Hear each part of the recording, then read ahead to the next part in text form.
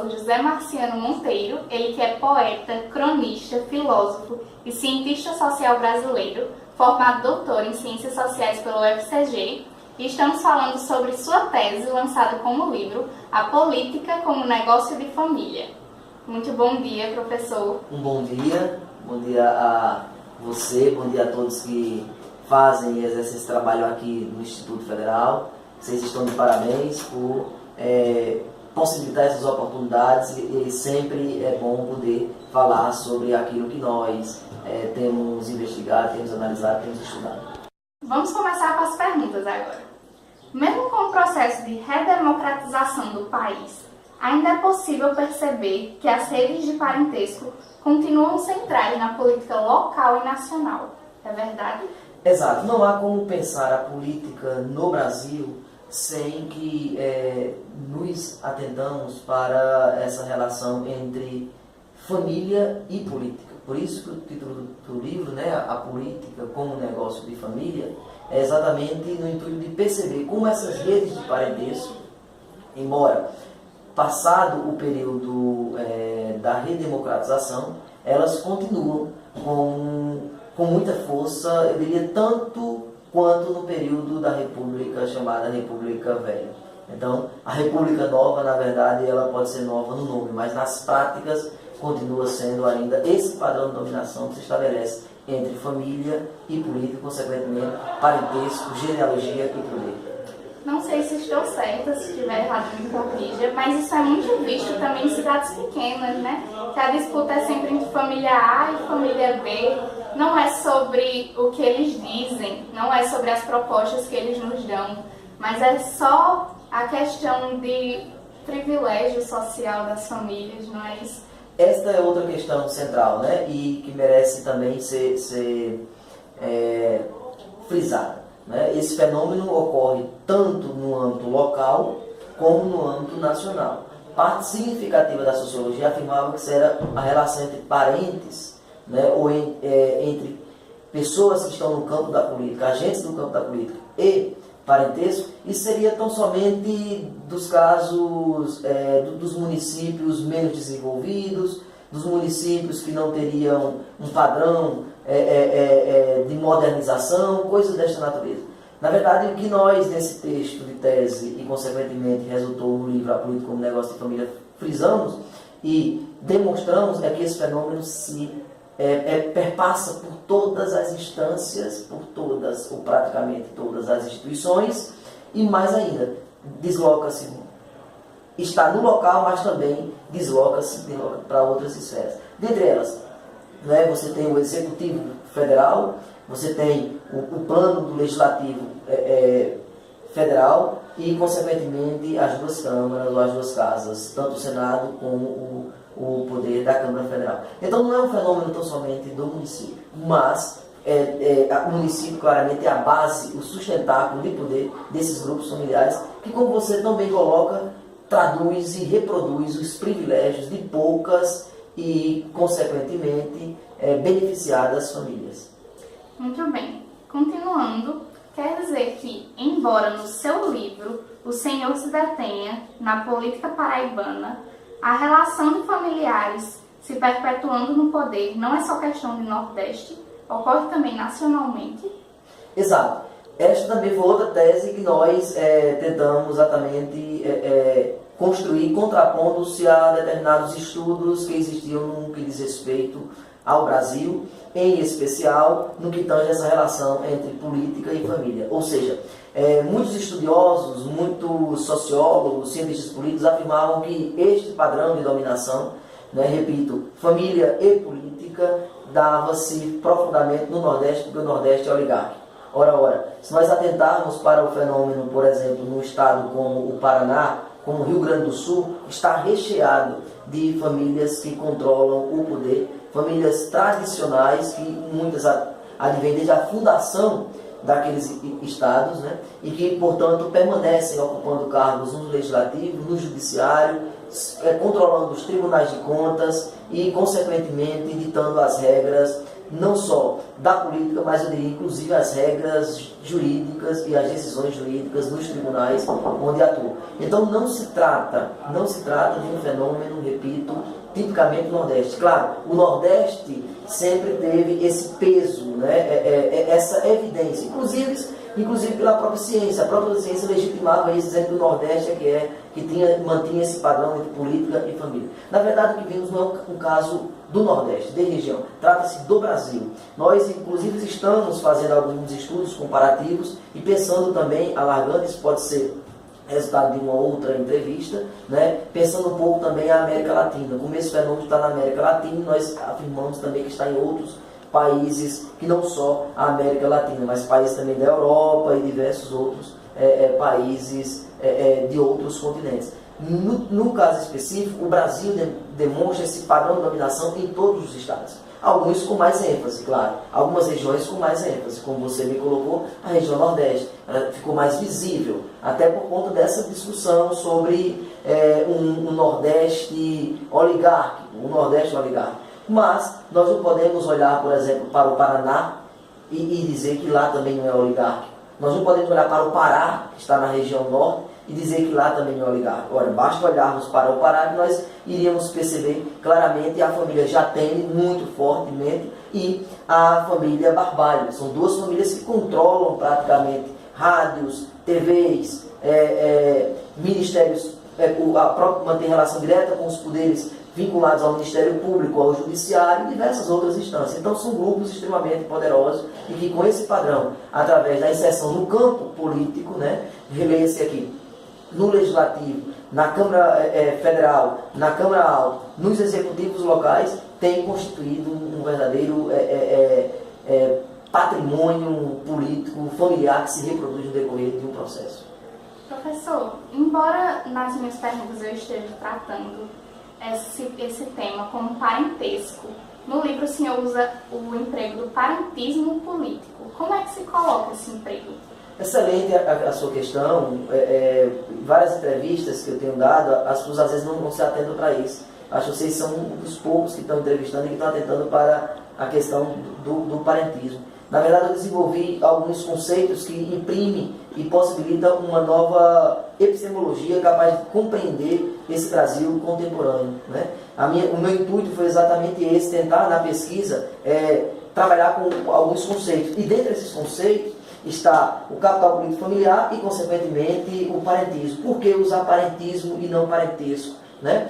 Todo ismo, sempre que nós usamos ismo, burocratismo, marxismo, sempre esses ismos, ele tem uma conotação e um peso no que tange a força de uma determinada categoria. Quando eu falo em parentismo, é exatamente a exacerbação, né, de parentes, né, a quantidade de parentes que acaba sendo o elemento central do controle das instâncias políticas no Brasil. Então, por isso não usar só o parentesco, mas o parentismo político como uma forma através da qual, né, os diversos membros pertencentes a essas famílias tradicionais operacionaliza no Estado. Né? Leia-se aqui, Estado no sentido mais amplo, né? Ou seja, pegando os poderes constituídos, desde os poderes da República, né? O Legislativo, Executivo e Judiciário, mas estendendo-se também para outro poder, que é o poder midiático. Então, é um peso que os parentes exercem no que tange as regras e, consequentemente, a ação nestes campos. Por isso, pensar em parentismo e não só parentesco. Parentesco tem a ver com as relações que se estabelecem a partir do grupo familiar. E parentismo é o peso que esses parentes têm dentro dessa configuração de poder. Muito obrigada por essa explicação. E eu percebi também outra coisa no seu livro, que foi o que o senhor disse, que a liderança sempre fica com as mesmas pessoas, a mesma família, sempre. O senhor acha que isso pode desestimular o jovem a querer entrar na política, a querer fazer política? Eu acredito que possibilita, sim, esse desestímulo, né? Porque você tem exatamente um controle das instâncias ditas democráticas. Exemplo, partidos. Se você for olhar o partido como uma instituição que não existe, né? Portanto, democracias moderna e contemporânea sem a instituição partido. Né? é balela, falar, dizer, não, é preciso o candidato ser candidato sozinho, não existe. O partido é, por excelência, a instituição de recrutamento para o parlamento e, consequentemente, para os cargos públicos. Isso é uma constituição moderna, extremamente valorizada e que deve ser cada vez mais aperfeiçoada. O que acontece é que os partidos, por exemplo, enquanto instituição, eles são controlados por esses pequenos grupos. E ao controlar, ao poucos grupos controlarem estes partidos, você tem exatamente uma possibilidade, e é isso que nós constatamos, de reprodução cada vez mais desses grupos familiares. Nesse sentido, o que acontece? Geralmente, quando as pessoas são desprovidas daquilo que eu chamei de capital político familiar ou capital econômico, que são os dois tipos de capitais que estruturam o campo político no Brasil, se as pessoas não são pertencentes a uma dessas famílias, ou não adquirem ou não têm pessoas que o financiem, ou o próprio grupo não tem um peso no capital econômico, um volume de recursos econômicos, nesse sentido, dificilmente alguém consegue se inserir nos partidos a ponto de ser candidato. Por quê? Porque a primeira forma de seleção se dá exatamente via os partidos.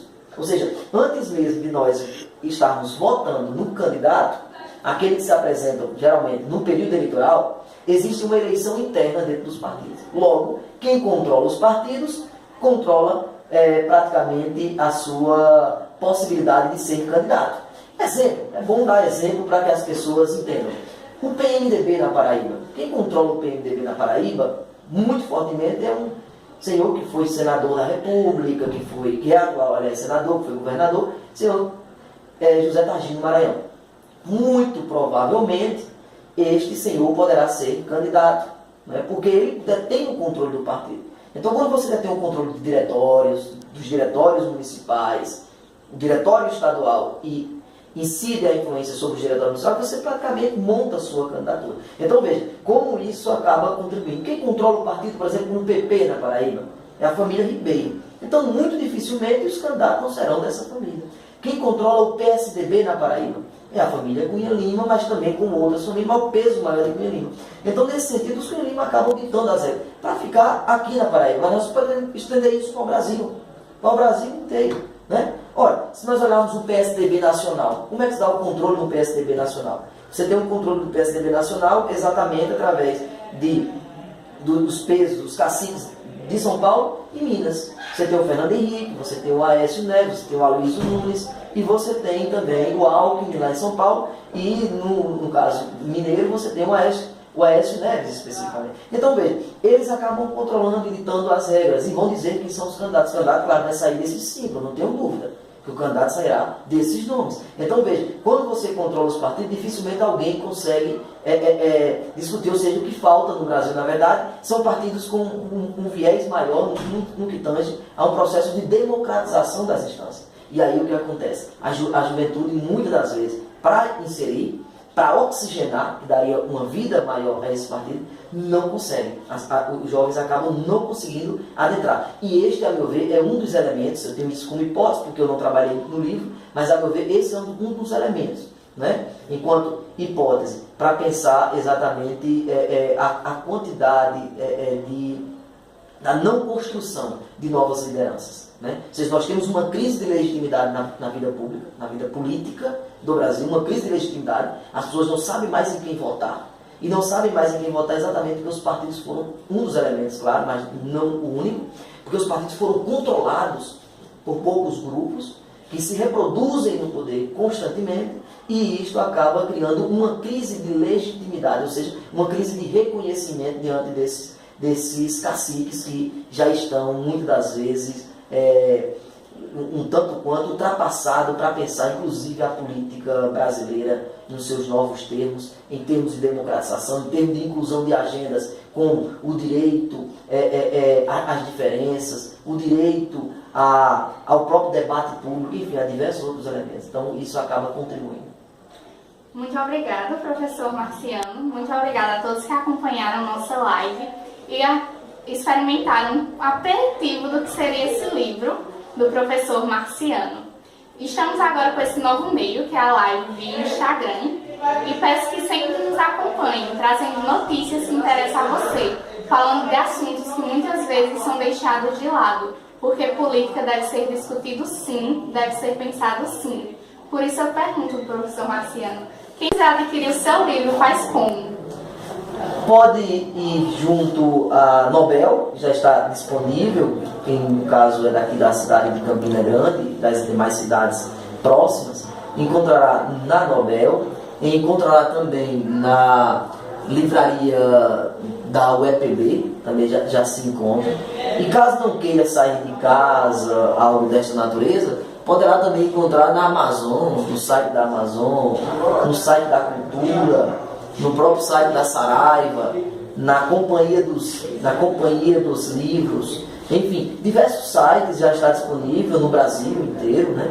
Então pode também adquirir, e caso queira o livro autografado nesse sentido, também pode adquirir comigo através do número 991 16 5071, repetindo, 991 16 5071. Fique muito à vontade, né? Então, de acordo com as percepções, achando que seja interessante esta leitura, tendo em vista que o livro trata-se profundamente de estudar a Paraíba, né? Eu demonstro no livro como aproximadamente 18 famílias controlam o poder há aproximadamente 1 século e meio por aí. Então, famílias que se revezam no poder do Estado, controlam os principais orçamentos públicos desse Estado. Então, nesse sentido, é interessante para aqueles que gostam da política e que querem compreender o porquê que essas famílias se reproduzem há tanto tempo no decorrer de uma lógica que poderia se dizer, né, mais democrática, quando na verdade nós temos o Estado configurado do ponto de vista